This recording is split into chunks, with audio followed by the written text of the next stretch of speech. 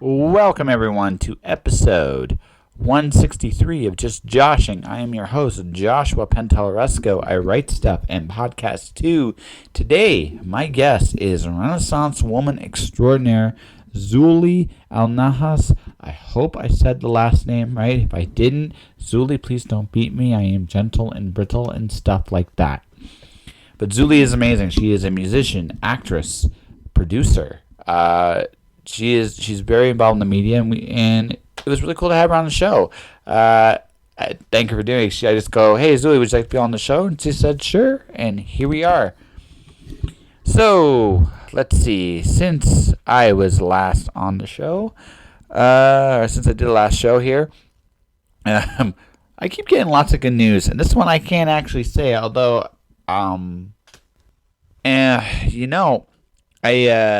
this time last year I was kind of wondering if I was being noticed with what I was doing, and this year, well, I can definitely see that this work's paying off in some really unexpected ways. That's all I can say right now. But yeah, like I said, it's been really cool. Today was a really, really, really big highlight. I made some big decisions in the last few weeks. Some of them I'm not really going to go into just yet, but yeah, I'm making some more big life changes. Not teeth fixing, soul searching life changes, but I'm actually taking some more risk. In the weeks and months to come, there will be definitely some things coming up that are going to make this really, really, really worthwhile.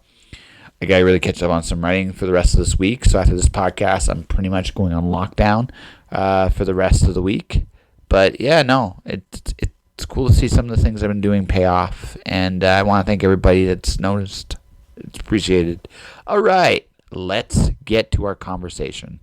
I'm going to turn it on like this, and anything incriminating you want to say, just make it good. Okay. Play, right? How you doing? So you're going to record the interview? Yeah, I record the interview, and then what happens is I post it to the podcast, and then I'll let you know. And then you can do whatever you want with it. Yeah. So I guess let's start with something fun. You became an aunt. Congratulations. Yes. Thank you. So it's been busy. So it's been a heck. So is that why you're back in town? Yes, because I want to stand next to my sister. Because she's doing like a cesarean, so I have to be with her in the hospital and stuff like that. So yeah.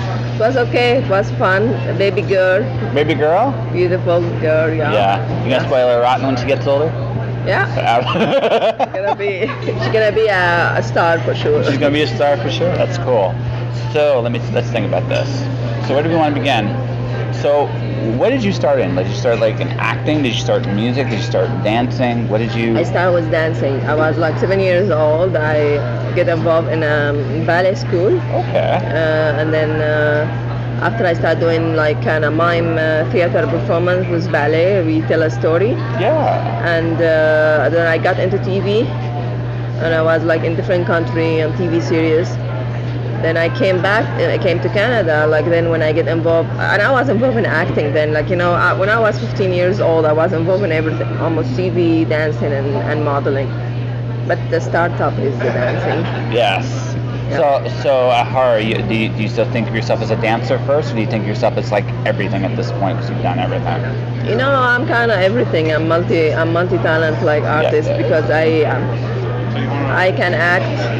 I can dance, I can sing, this is what I like to do, Yeah, okay, so let's see here. How do we want to proceed with this? So dancing led to acting then? So what was the TV series you were in? I'm curious now. Yeah, this is my TV show actually. I wrote it. Really? And produced it, directed.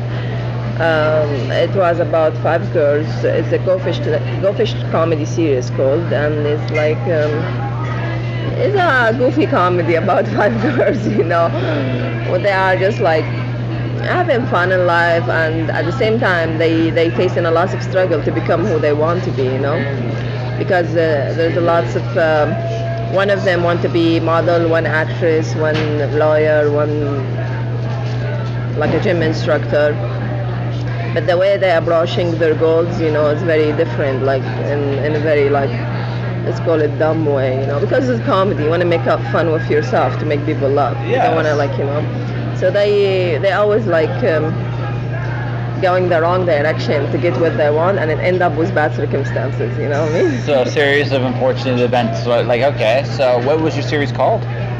Go Fish. Go Fish? Yeah, it's a comedy series. Yeah. Oh, wow. Yeah. That's actually pretty well known. Like, I met Jill and she talked about that, and I actually got to see a little bit of that.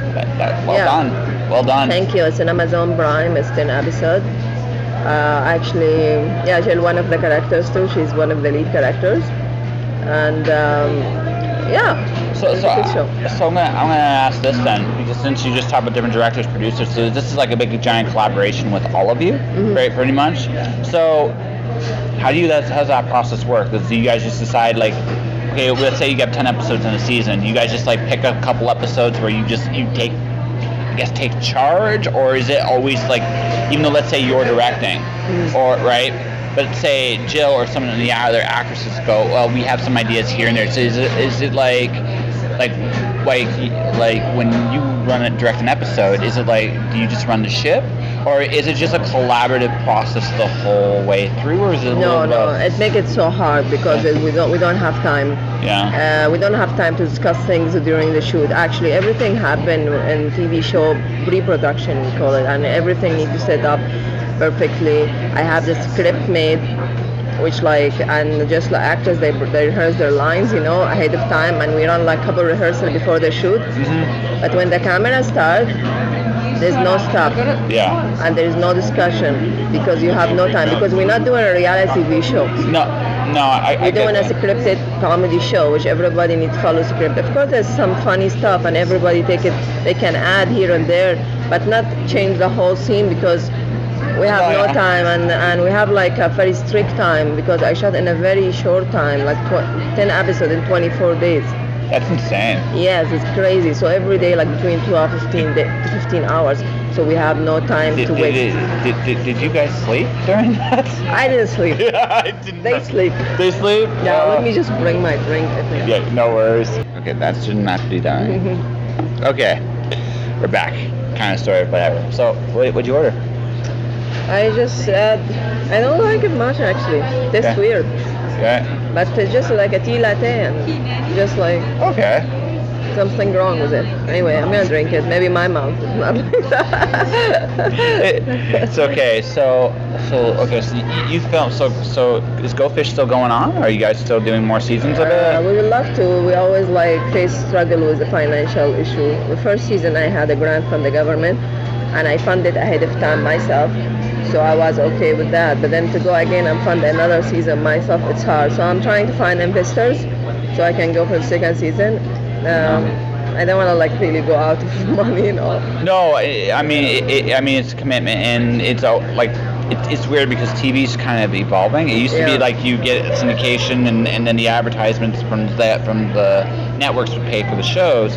But now because it's streaming, it's almost old-fashioned now. You go back to investors. You gotta go, hey, listen, I got this great show. I did this, and you hope for the best. Yeah. Kind of, right? Now the show is out. If I have an outsider investor maybe interested, I have some people that are always interested. I still sell the show. Maybe I raise some money to do second season, but so far I'm not planning to do unless I have money, because I totally understand. Take a lot of time, take a lot of work.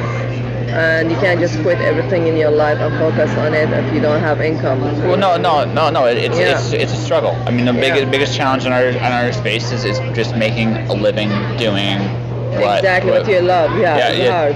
Still do what I love. I still I try to keep doing what I love. I don't want to lose this passion. I don't want to lose my drive by me get sucked into, let's say it, I call it the robot life. Yes, no. Okay? I don't want to do that. I don't want to be like this person, go to work, come back home. I still want to do what I love to do. Yeah, well, I juggle with it right now personally. I have a day job, but I'm also building myself up on doing this and other things I'm doing as well. And I found with me, I kind of use my day job as motivation because I don't want to be there. I never want to be there. So I treat the job accordingly. But I'm always thinking about what I'm doing next. Yeah. Right? Exactly. I'm the same. I was working for a bit now. I'm not working. I was focusing doing my album for the past like 4 months. I finish it, so I'm launching soon this month, which all my focus and all this marketing campaign and things. So I'm gonna spend like a month like doing all this marketing. So. Yeah. Well, yeah. No, it's good luck. I saw your video, so I gotta ask, why the mask? Like the mask, because actually, I don't know how this idea came, but actually it seems like, you know how things happen for a reason in life. I was with my girlfriend, like she's a friend of mine. Her name is Olga Sim, with the Wizard Show. Yes. And she do all this beautiful mask and costumes and all this stuff. So I was one of the lead actors, the star of the show, and I remember like she just came with the idea. She said like, why don't we use this? And I said, okay, fine, I can use it. But actually, like, because one of my friends, he's anesthetically was involved in a show. And when I'm singing now the song and watching the music video, I feel like it's directed to him. Yeah. Oh, because it's Payday Memories. Oh. And he passed away like just in like last not this January, the one before, 2017. You know Neil Enoch? Yes. Yes. Same friend of his? Yes. Yeah, okay, I know who you're talking about. So yeah, like I just launched this video, but me looking at it just like a few days ago said, wow. Yeah. Like sometimes you do something and then our story in life want to give you some answers for after what's gonna happen, and you don't realize it until you see. So until the video get edited and finished, and I look at it, I say, okay, I think the whole song is just directed to Alan, I think. Yeah. Well, that's I'm a very deep person, so. No, there's nothing. I'm glad. That would be a very boring conversation if you weren't. So, no, I just bring this up because it's just like I saw it. It was like it's interesting. So is that your the video side? I'm going into the music here for a second. So, how would you consider it, like a pop singer, a rock singer? I have my style a little bit, my own genre actually, which is weird because whenever people they tell me what is your genre, some of my songs they fit under pop music, but then I have like most of my songs like they are just like my songs. I don't know, like maybe this Payday Memory will fit under light pop, right? And then I have another song called Lollipop, which is pop, but I have other songs are really soft. Some songs are dancey, involve some Arabic instrument or Latino instrument. So it doesn't matter what comes to my head. Like I'm just doing what I feel. No, there's nothing wrong with that. Yeah. Absolutely. So let's see here. So what is your album? Does your album have like a theme, or is it just about like this is like your introduction into the world? It doesn't have a theme. It's just like it's just like me. No, that's fine. No, I just like me exactly. That's it. You know, when people look like you see my music video, "Be My Love Forever." I don't know if you watch it. I haven't seen that one yet. Yeah, no. This one on the beach is very dancey and upbeat, and I'm dancing on the beach.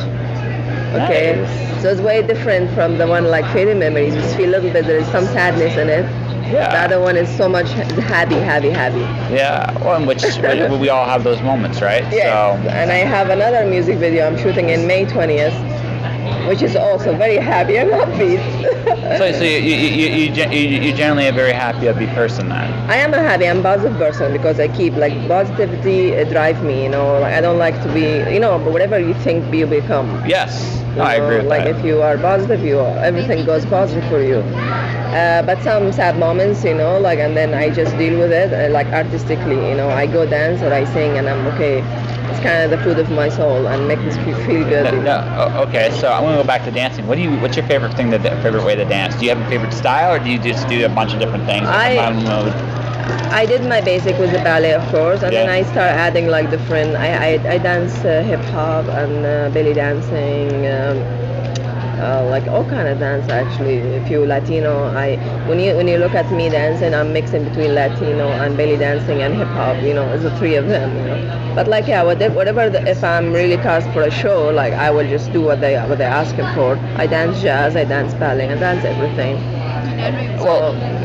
Because I'm coming from a dance school, which trained since I was very little, So. I'm going back to that just because to me it's interesting coming from ballet. Because ballet is first off, everyone that does ballet is strong as shit because Yeah. I mean it takes a lot of work to balance just some of the Exactly. basic exercises you do, but also what a lot of people I think forget in this day and age, at least over here, is ballet is an amazing storytelling dance Yeah. in of itself, and so like you're so I look at it and I go, I mean, it's amazing that dancing is like that. Something as simple as movement can tell stories the way they do.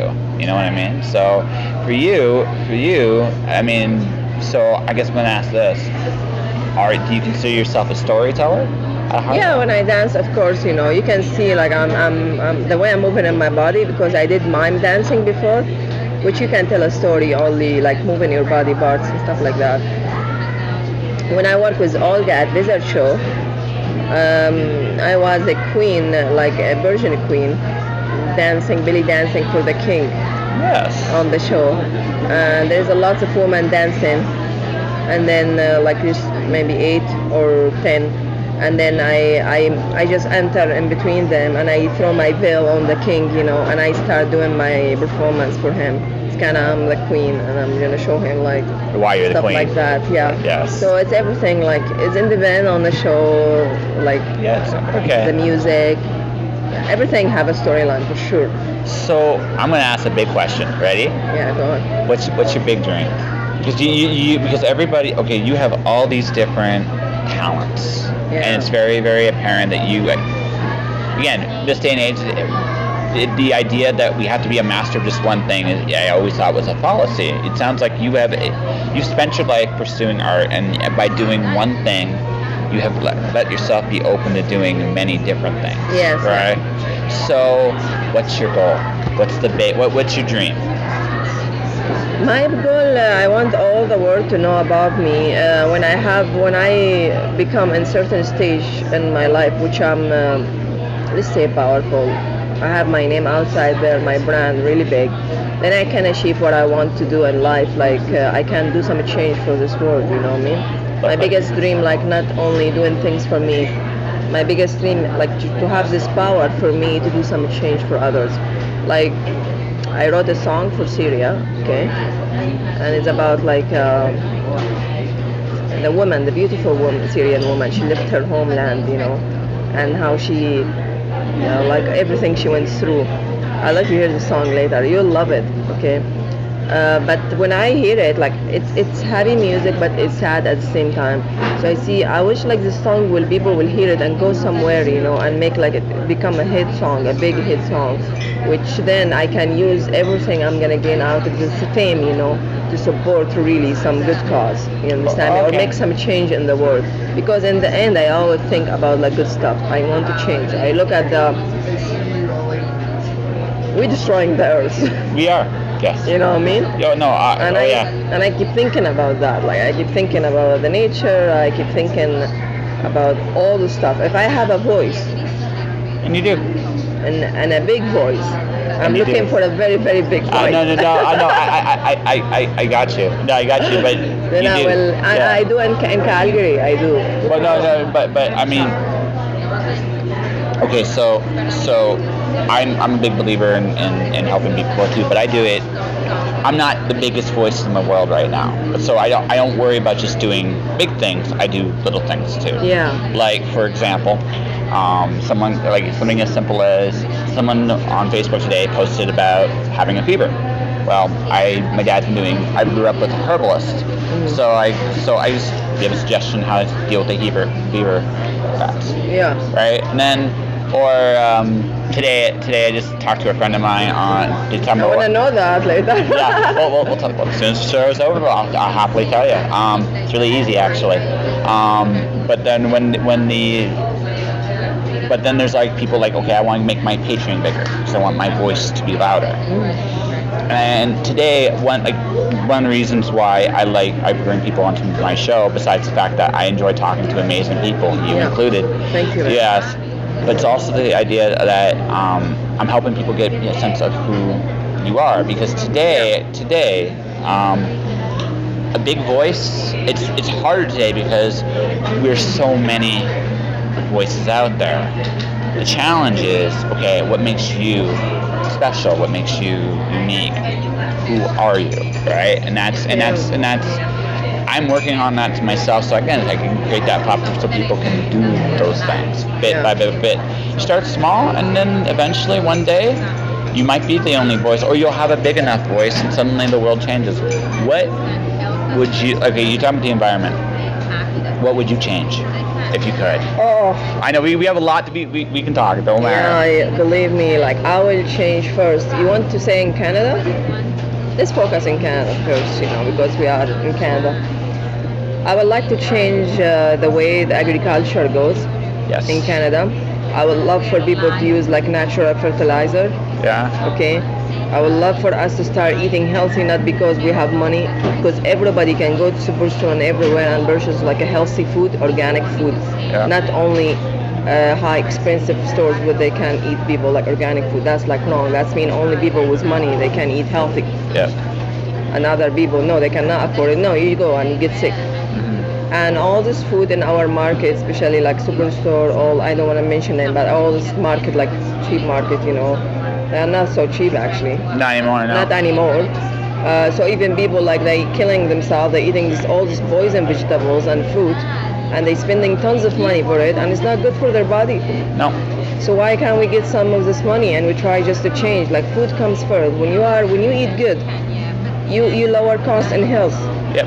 You lower costs and everything. You have people working harder because they're not calling sick all the time, right? Yeah, there's that. Yeah. And all this like related. So our main issue in our land, we have a very like now the soil getting so bad because all this like chemical fertilizer they throw into all these vegetables and fruit. So we love to. I was doing some research to find out about. I'm not gonna talk about my idea here because I didn't sign it. I didn't copyright it. About a natural fertilizer, which is like do the same what these chemical things do, but it make the soil grow healthier and the food like come and like just. It just change Canada, and we can grow our own stuff. We don't need to bring all stuff from outside Canada, United States, and Mexico, and spend like tons of money on it. Anybody need to think about this big change because how long we gonna eat from outside and not grow our own food? Yeah, well, for how long? You know what I mean? Independence is something that we've lost, and I'm not just talking Canada. It's the worldwide, and the biggest. The worldwide changing. Germany is changing the policy, and they start this already. Natural fertilizer, and stuff like that. We have like Russia changing. Lots of countries are waking up before us, So we need to do something about this. This is what I would love to talk about because I know everything comes from low cost food, good food, health. Fair enough. All right. So. No. I can keep going. I mean, I grew up with a herbalist, right? And so one of the things we looked at, like food is, people talk about altering DNA. The thing is, we do that all the time by eating. That's the best. It's the way to strengthen us. Yes. Food in theory should always be our best medicine. Exactly. Right. Not go and buy like vitamin serum. They become like eating pills instead of food. Well, yeah. Except today, I mean, the other thing you didn't mention that is the other big problem too is the way the food is distributed worldwide. What happens is, you instead of giving soil time to rest, instead of giving soil time to you have to grow more because of the demands. Because also money's changing too. China's got more of a voice in terms of what they're eating. Now you have 1 billion people trying to eat like we do. Well, if you have 1 billion people trying to eat like we do, that means there's more food going out, right? So now the ground is being forced now to maintain this level of distribution we have. We have to grow more the way we've been doing it. And then what happens is, and this is a big problem in India right now, is desertification of the soil. When that happens, you can't grow anything on the soil anymore. That's why we will need to think seriously about fixing the soil of the earth. Yeah. So they can have food for the next 10 years. Yeah, because if you look at the deserts the deserts once upon a time were fertile. Yeah. Once upon a time. They didn't become deserts overnight. They became deserts because of how people did what they did, and so we trying to avoid that fate. And that's just food. It doesn't include like things that really were, like scare me, like bees. Bees scared the crap out of me because if they're gone, we're not eating. Hummingbirds, butterflies. Exactly, we have other issue too because the bees, if they're gone, we are gone. You know, because they're the one like. Yeah, no. Like we're focusing on other stuff these times, and then we're forgetting the main things make us like survive on this earth, like bees, green, and all this. And it's just the game played. Like okay, new problem, solution, create new problem, solution. Yeah, and talking. If you make a small change, even for Canada, then I can make change in all the world. Maybe I will, you know, but I would love to start from somewhere. When I start my show, Go Fish, I said I'm gonna start in Canada, you know, and then I will go internationally because I'm here. Yeah. And I start here from Calgary actually, and then after that they heard about me in LA, and I won 2 awards in Beverly Hills about the show. So I was thinking, okay, so you don't need always to go there to start. No. Or you can start here and then expand, you know. Well, that's the other good thing about today is we have this option now where I don't like. Big companies are nice. They do pay, and they're consistent and all that stuff. But if you develop yourself enough, you don't necessarily need those big companies. You can just be an entity unto yourself, and then when you do that, they come to you. Exactly. Yeah. You don't need to go to them. Yeah, exactly. For sure. Yeah. You do what you love, and you put out, you advertise it, and people will call you. Yeah. And then what happened exactly? I advertised the show, and then they call me, would you like to submit your show to awards, stuff like that, or whatever. That's what happened. That's cool. So what awards did you win? I went to LA with all the cast and the crew. It was so much fun. It was a fun trip.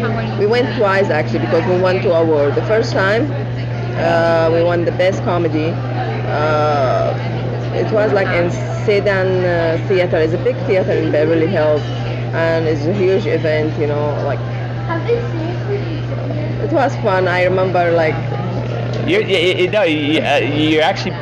Honestly, you're blushing a little bit. You had a lot of fun. I can tell. You enjoyed it. You enjoyed it. I enjoyed it. It was a funny trip because like everybody went trying to manage themselves, where they're gonna stay, where they're gonna, you know, and a big crew. You know, we went there maybe 11 people or something like that. And I remember we sitting there forever because there's so many awards before us, and I took my shoes off. And I'm just want to relax, you know, high heels and dress and sitting like... I don't know anything about high heels, but I get the idea. Coming from like 5 or 6 o'clock, and then after that, like the event go until 10 and nobody announced anything about Go Fish, and I'm still... So I took my shoes and I'm just like, I'm going to stay comfy. It doesn't matter if I win something or not, I don't care. And then when they say my name, the show name, I didn't pay attention. Like...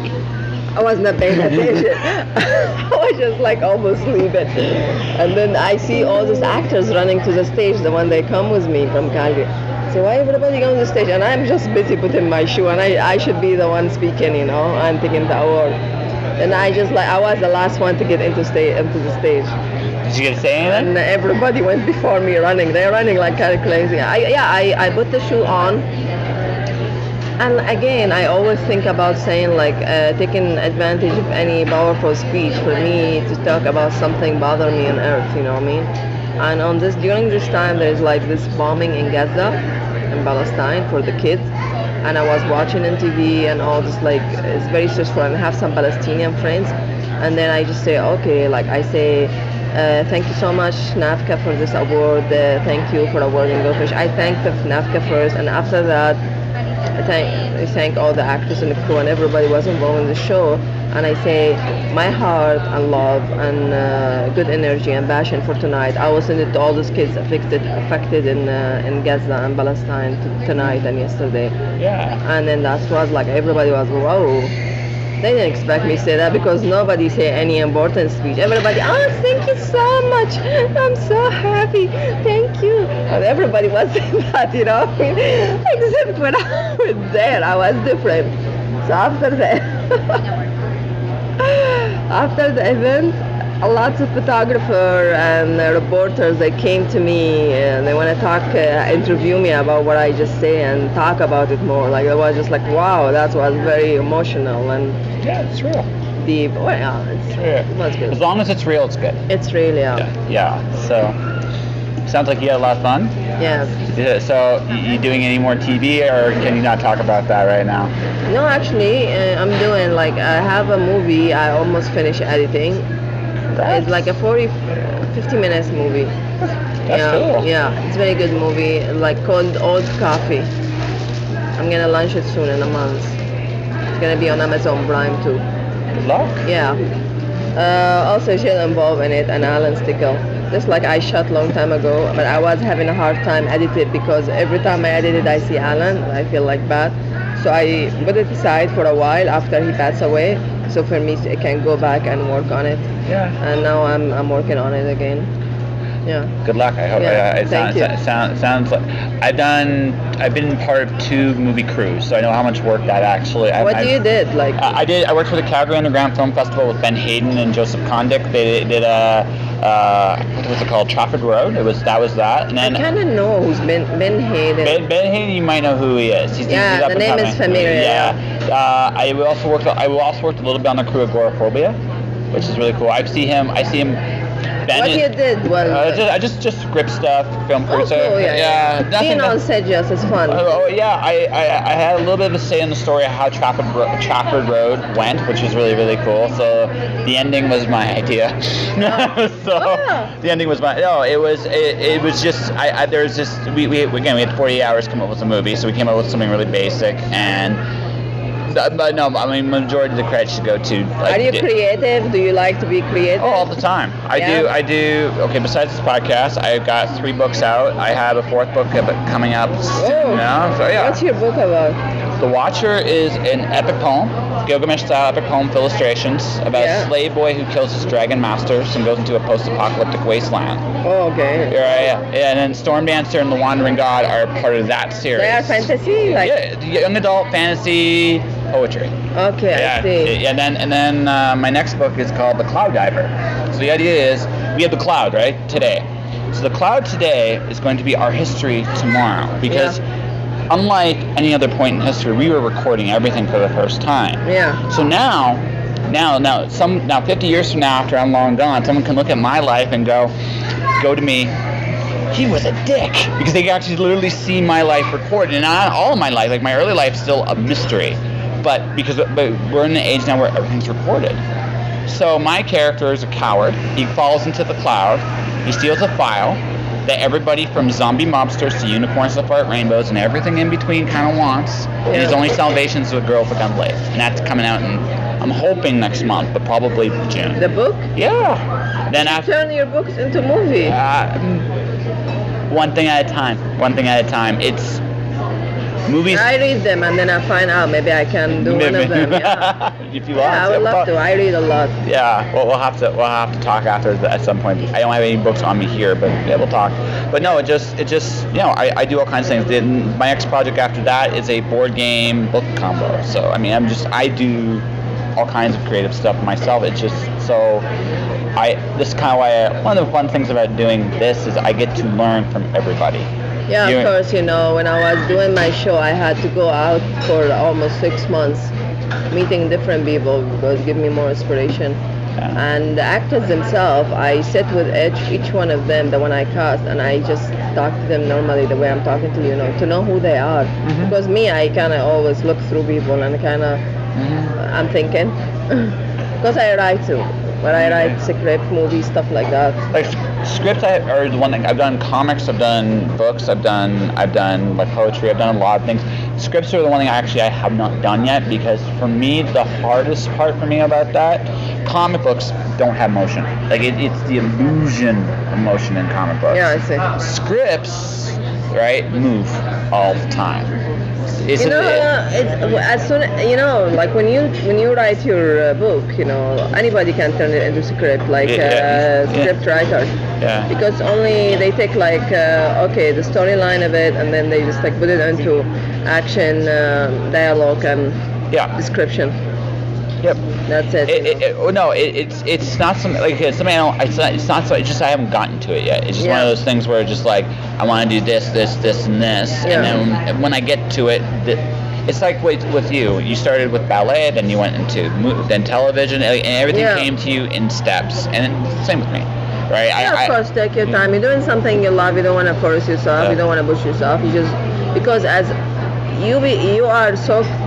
I just learned something from the person is so creative until he starts somebody pushing him or force him to do something. Then he lose all his creativity.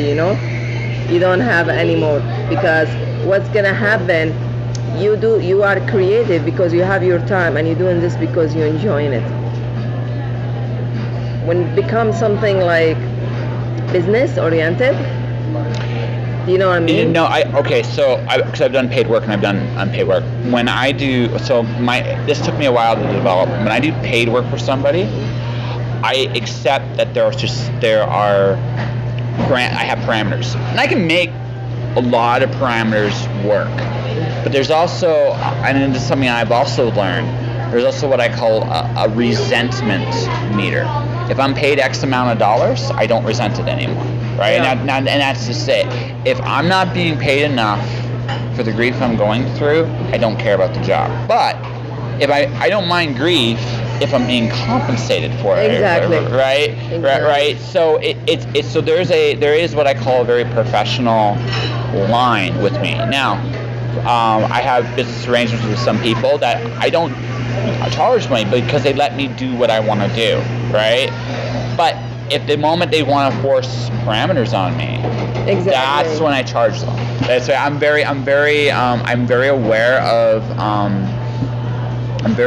what I will do and what I won't do. Yeah. And I'm a professional too. Let's say, for example, you hired me to write a job, and you said you want the sappiest romance in the world. I'm not sure I'm the right guy for that job, but I would do my very best to accommodate Yeah, I it. do the same. But the thing is, Yeah. you get into something because you enjoy it, and then you don't accept any project. You accept a project, well, you can do it, right? Yeah.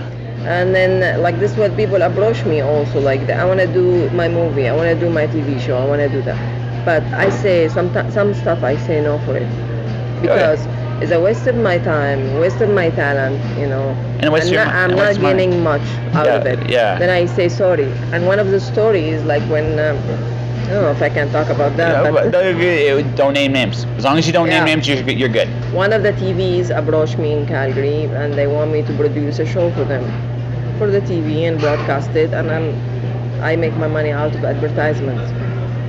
They signed me in as a producer and everything. I was a producer on TV, producer in the government for this show, blah blah blah, this content,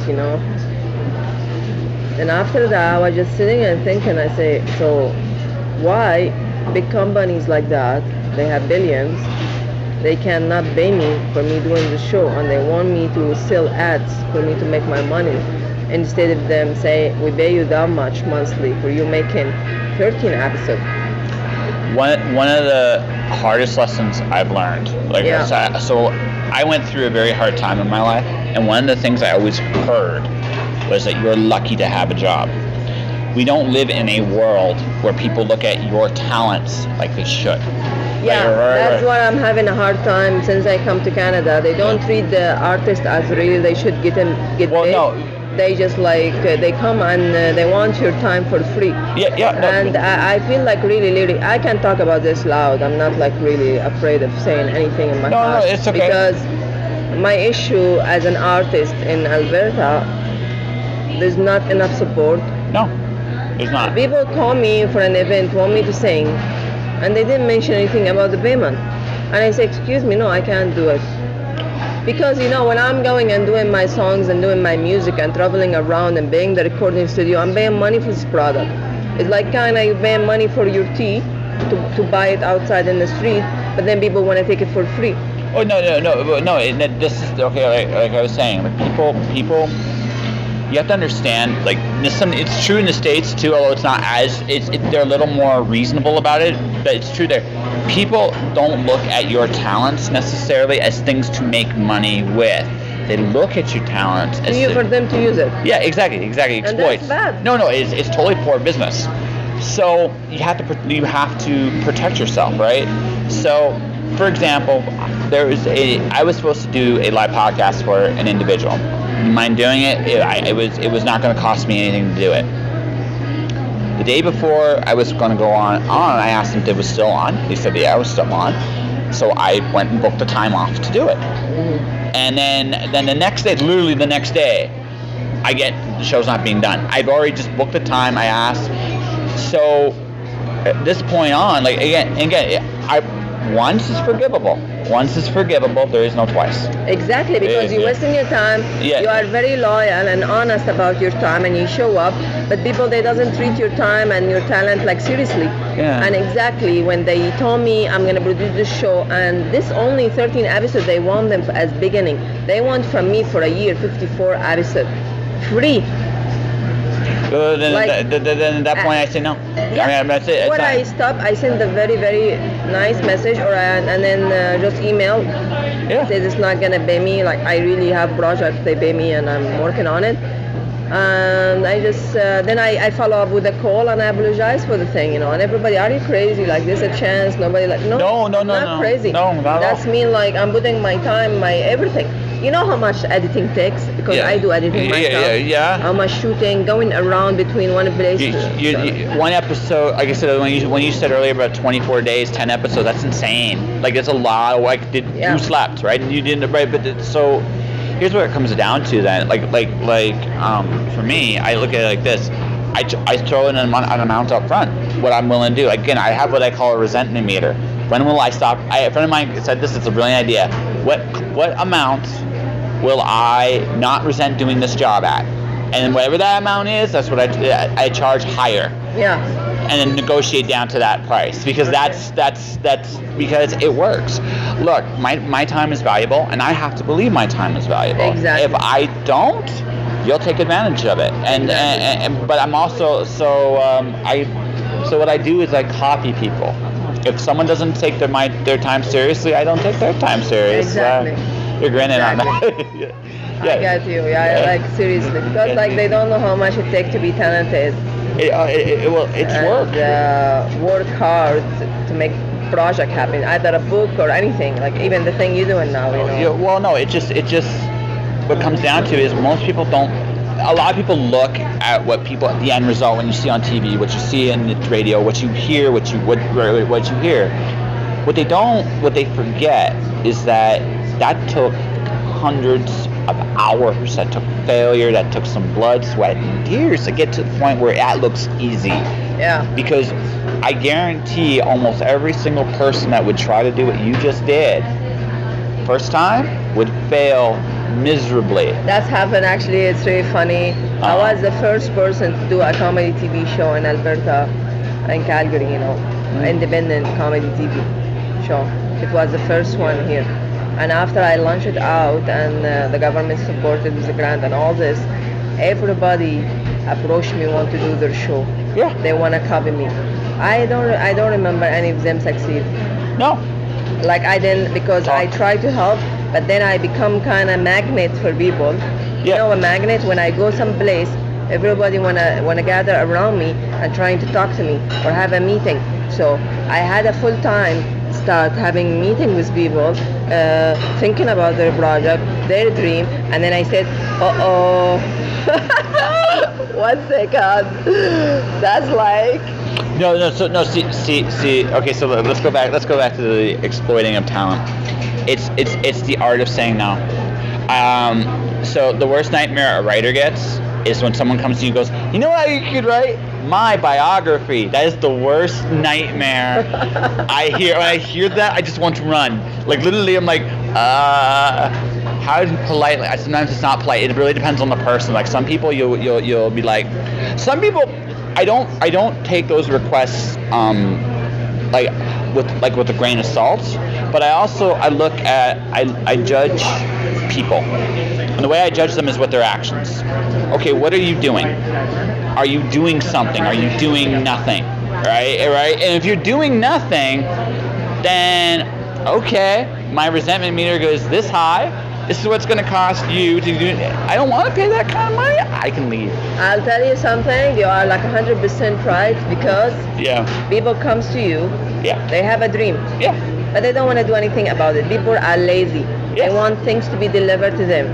So they will find this. There is like people like here in life, and people magnet. There's a magnet people in life, and there's the people like to attach to the magnet.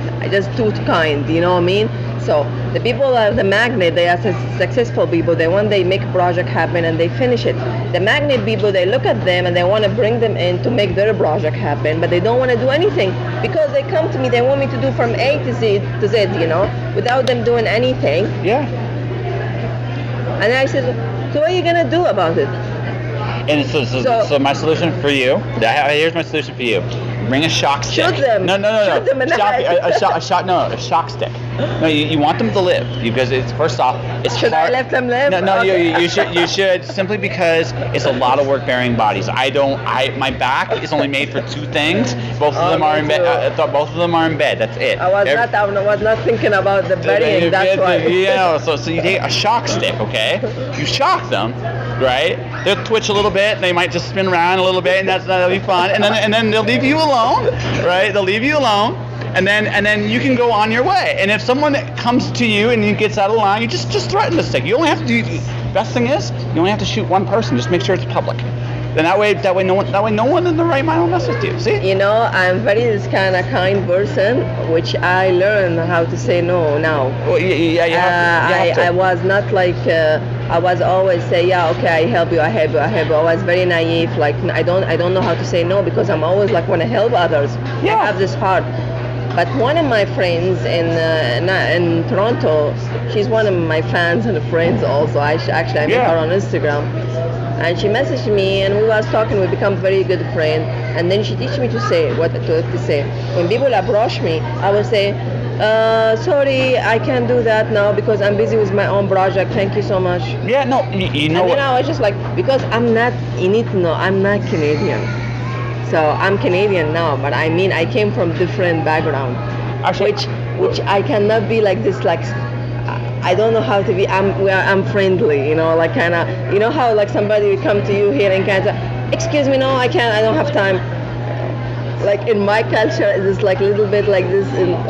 No, so you know what I mean? Yeah, no. It's abrupt like this. We don't have it. Yeah, no. So I've been learning this myself in the last year. So I'm always open because you never know when you meet somebody who is wonderful and amazing and exactly. And I always hear, but like the people was attached to me for the past 3 years. They was only sucking my blood. Yeah, no, and I'm just saying, I'm done. And I said, you know, like go.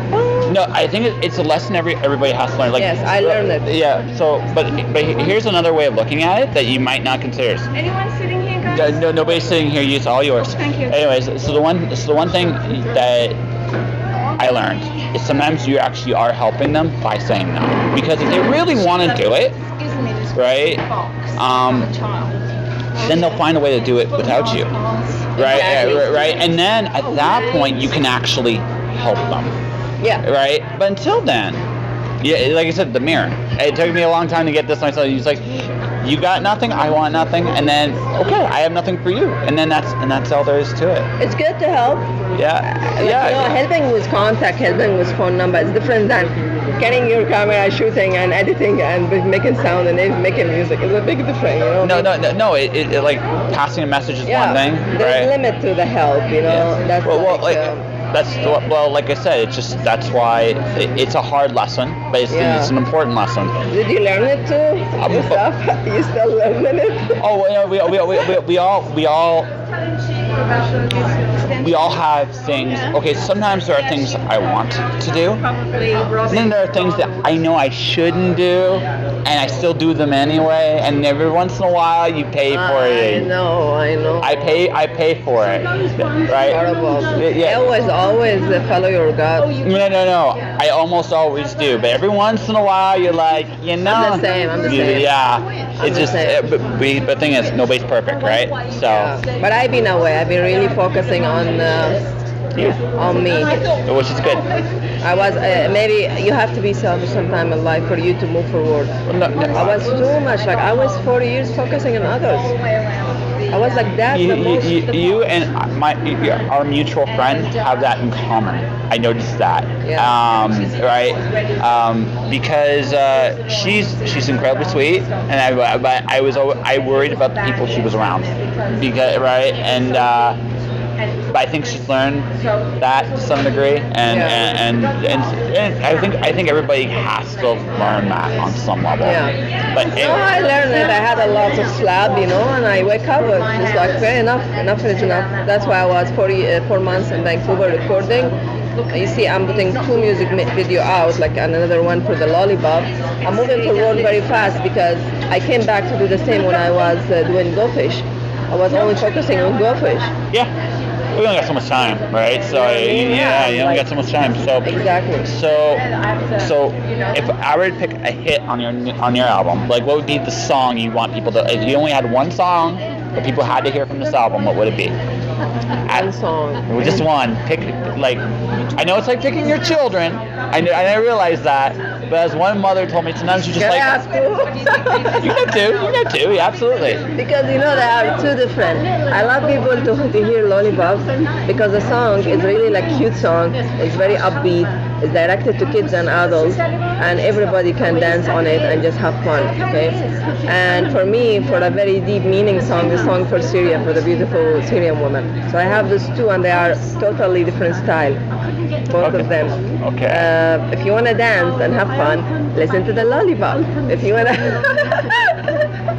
and if you want to be like a little bit like more deep and thinking about a big subject in life, then listen to the serious songs. Okay. So I think we have an interview. So just for the record, so you got a television show and a music project coming up. Yeah. So list them both, like what they're called and how people can find them, and how people can find you if you want them to find you. Yeah. People can. My name is Zulie Alnahas. Maybe you can write it down because the last name hard to pronounce. They can find me on Instagram with the same name, Twitter, Facebook. I have my own website too. It's gofishyyc.com. And also I'm in IMDb also as the same name. Where else? Everywhere actually. And if they want to find the show Go Fish to watch it, they can go to Amazon Prime TV, which like an online TV like Netflix, the same thing, They can sign for 1 month free, I think. They don't need to pay money.